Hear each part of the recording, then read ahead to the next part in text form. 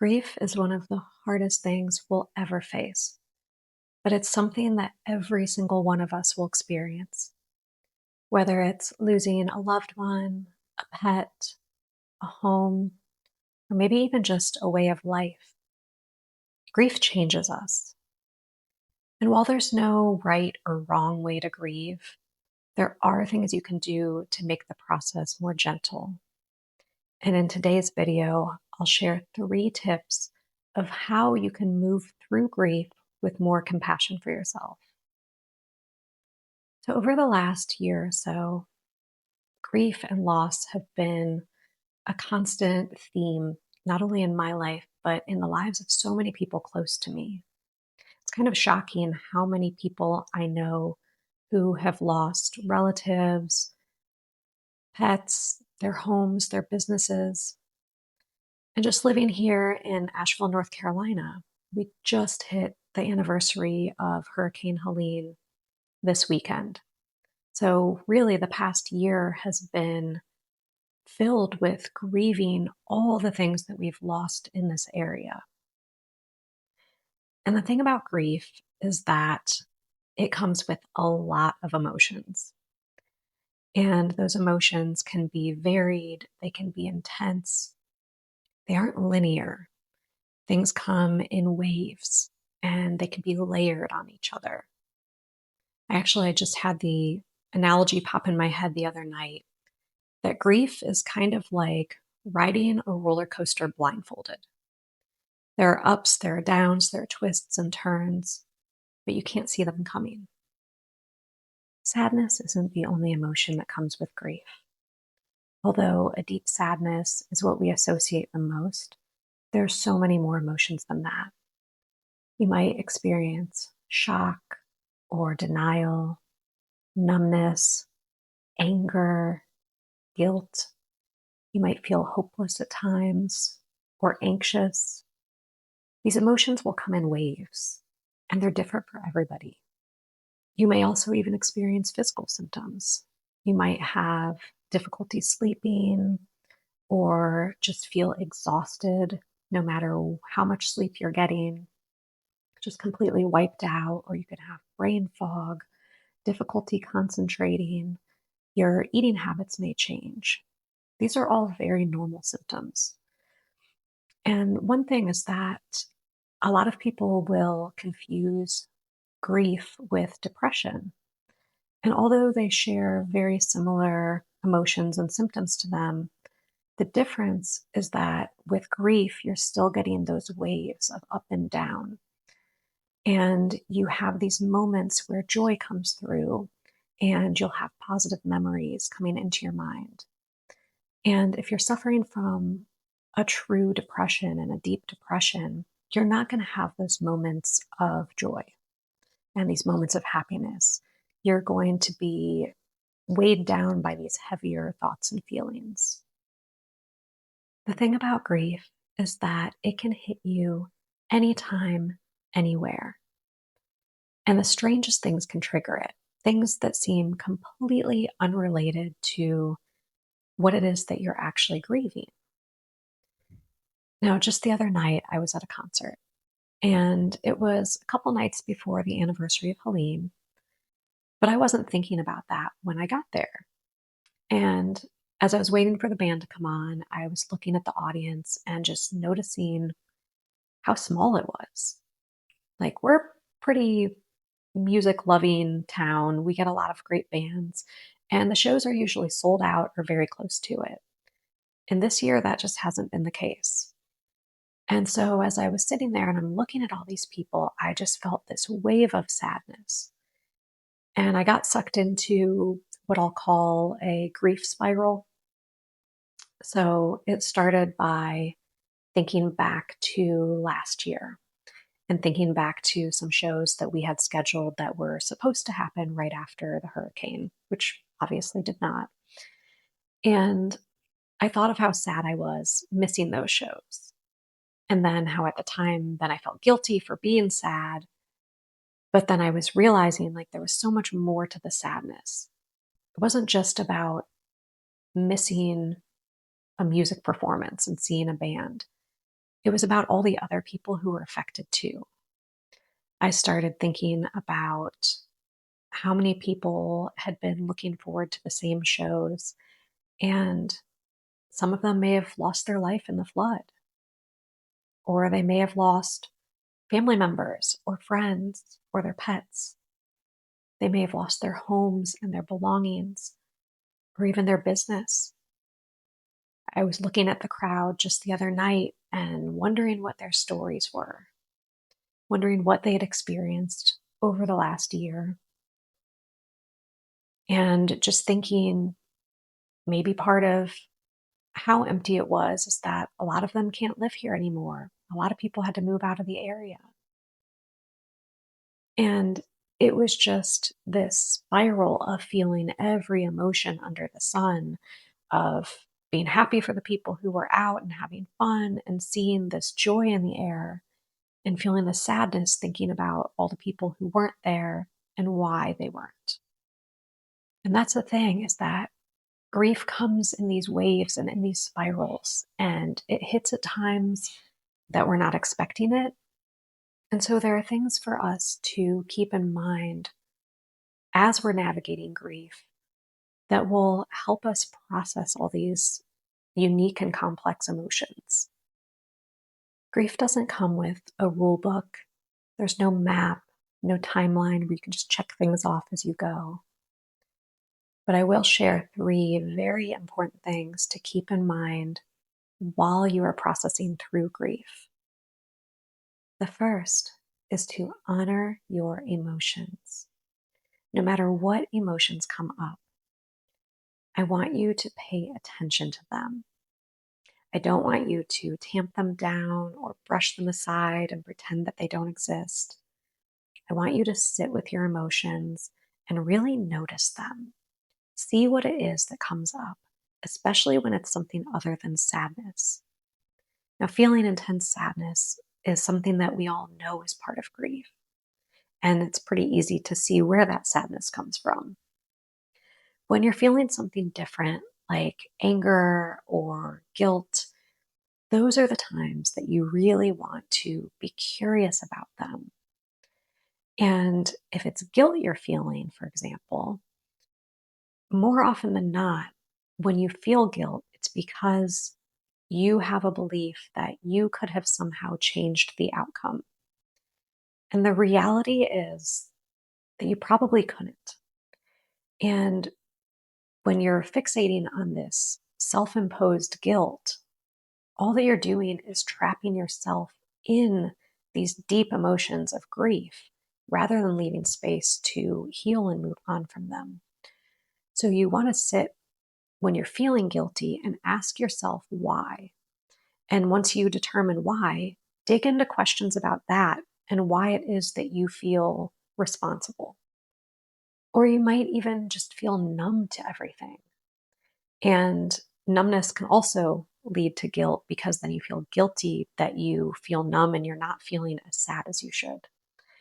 But numbness is something that our subconscious can do to us to really prevent us from feeling the most intensive emotions when we're going through something. I know a lot about this because I was very numb after Helene. It was the third major natural disaster I went through, and I was completely numb the first few days. And then I had like 2 days where I would cry, and it would just be these overwhelming waves of sadness. And then as of October 2nd of last year, I haven't been able to cry. My subconscious basically realized that I was going through something a little too intense with everything else I'd gone through, and its way of protecting me was to numb down my emotions.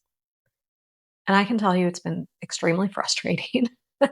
I'm someone who very much believes in getting your emotions out, and if you need to cry, you cry. And not being able to cry for almost a year is very strange, for one. And I've been angry, I've been frustrated, and that probably isn't helping. And so I've really been working on accepting that this is what my subconscious believes I need right now.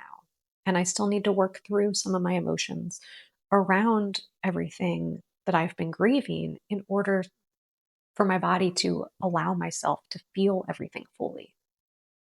But also, do not feel bad whenever you feel happy. You can grieve and still have moments of joy and happiness in your life.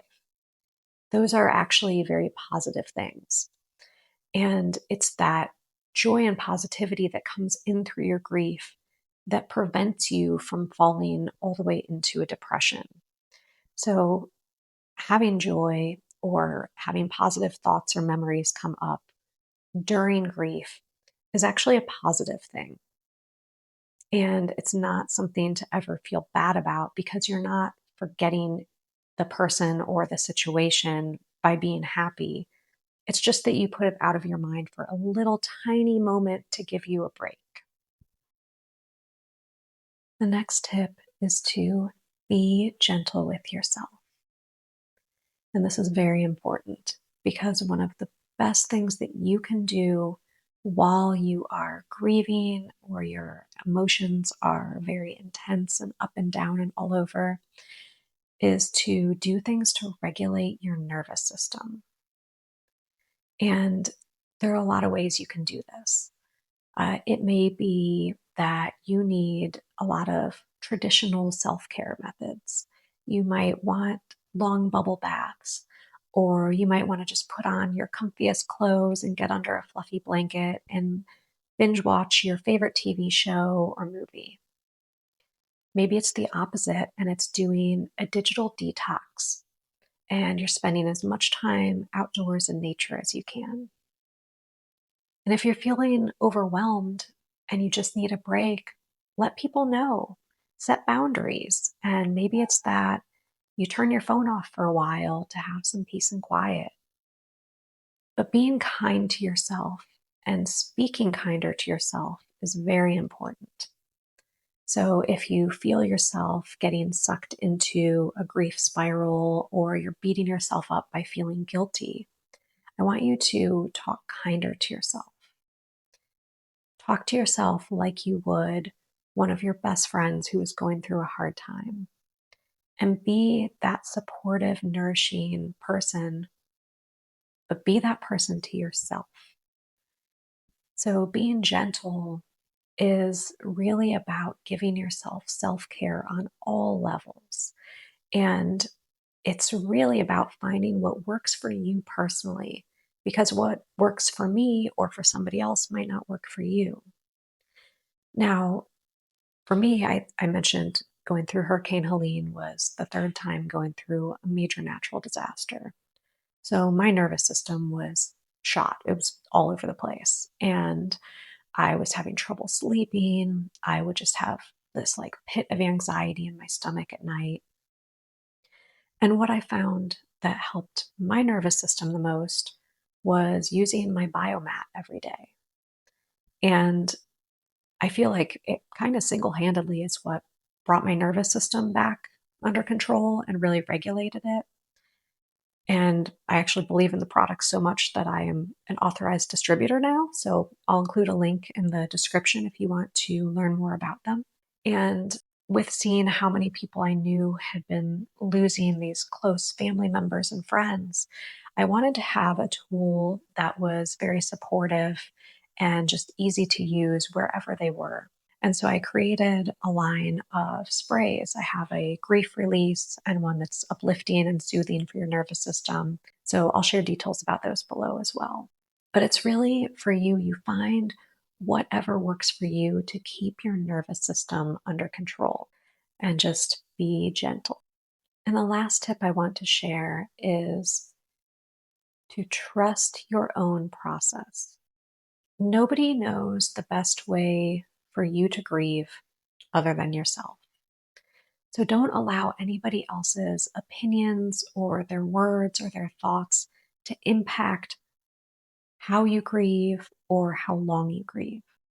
All of our experiences, everything we've gone through in our life, shape not only how we see things, but how we experience things. And that includes grief. And there are a lot of people who will be quick to point out to somebody who is posting about a loss, and maybe it's, months or even years later. And people think they're being helpful and they're like, oh, don't get stuck in it. You need to move on. And it's not necessarily that you're stuck in it, but sometimes these waves of grief come up at unexpected times.